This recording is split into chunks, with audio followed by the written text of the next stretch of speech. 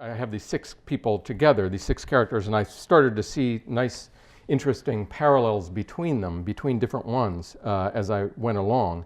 And it occurred to me that around the time that Venture Smith turned 50, you're in the new American nation, and he had achieved the New England equivalent of what George Washington, another of my six, had achieved in his ambition of becoming a gentleman planter in Virginia. Like Washington at Mount Vernon, Venture Smith was a provider and a protector and a landowner, and a visitor to either of their estates would have seen a well-ordered property with black people working the land, but the difference, of course, being that the blacks on Smith's property were free, because while he was doing this, other slaves in the area, he helped them because he knew the local magistrates. He helped to negotiate freedom, and he developed this community, some of them actually working for him on his property and others working on nearby land. In January 1784, that's when they heard that the Continental Congress had ratified the Treaty of Paris, which officially ended the war. And we hold these truths to be self-evident, that all men are created equal, could become realized. A little bit after that, they found out that the state of Connecticut had just passed a law, whereas sound policy requires that the abolition of slavery should be effected. That's how it begins, which may have been the cause for celebration.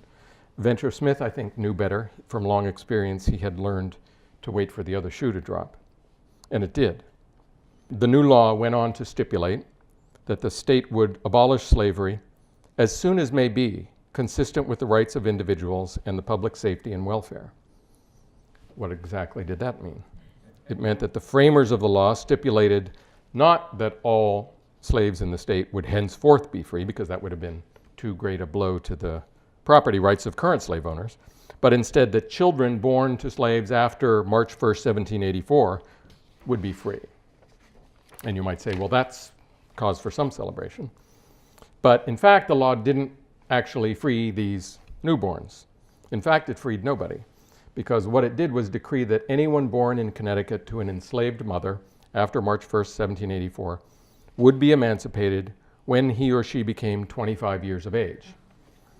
In other words, no one would be freed by the law for another 25 years.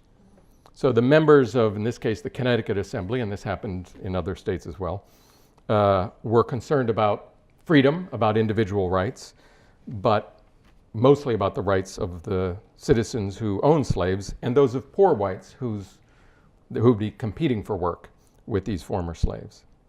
So they prided themselves on this commitment to the Enlightenment principle of freedom, but they hedged and hemmed the matter in so severely that the new law had no effect on anybody.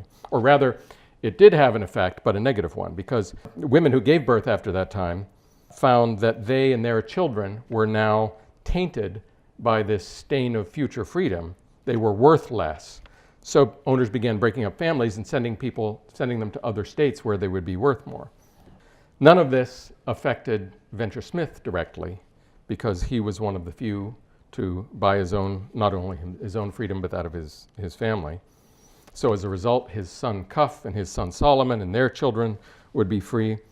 But he identified by this point, early on in his life, he's not particularly associating with other Africans. But by this point in his life, once he's free, he refers to them as my countrymen.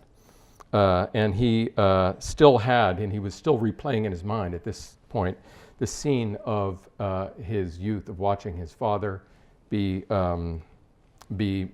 tortured and murdered for not giving up the secret of where his money was. So he believed in freedom as surely as did the men who had written the Declaration of Independence, but he knew that mostly he had to believe in himself.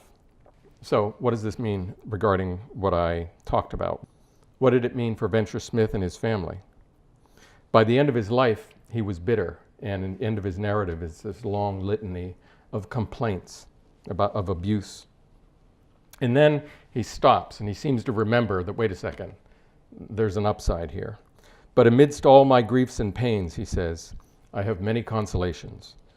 Meg, the wife of my youth, whom I married for love and bought with my money, is still alive. And he adds something else, a lovely, powerful sentence. My freedom is a privilege which nothing else can equal. So what does his story mean for later American history, for us today, in the wake of Charlottesville and the racism and the white nationalism that's now not only out in the open, but in the White House? What does it mean in an era in which more than 150 years after the end of the Civil War, which despite what some say was very much fought over the matter of slavery, over freedom, we not only have statues representing the opposite of freedom, but we have to endure violence and hatred at the idea of removing them. Our history begins with a promise of freedom. We all know that it was only partially fulfilled. Every step of the way, people had to continue to fight for American freedom. And, to look at this in a hopeful way, but also not as an inevitability, I would go back to what I was talking about the 1600s and the era in which we had this great expanding idea of what the human being was and how that's actually based on science, the notion that these notions that came into vogue brought that scientific awareness to the political sphere and to relations between men and women. The overall overarching notion of the Enlightenment that every individual is of equal worth. This isn't an inevitability, and there are many steps backward on this path, but it is a scientifically based notion.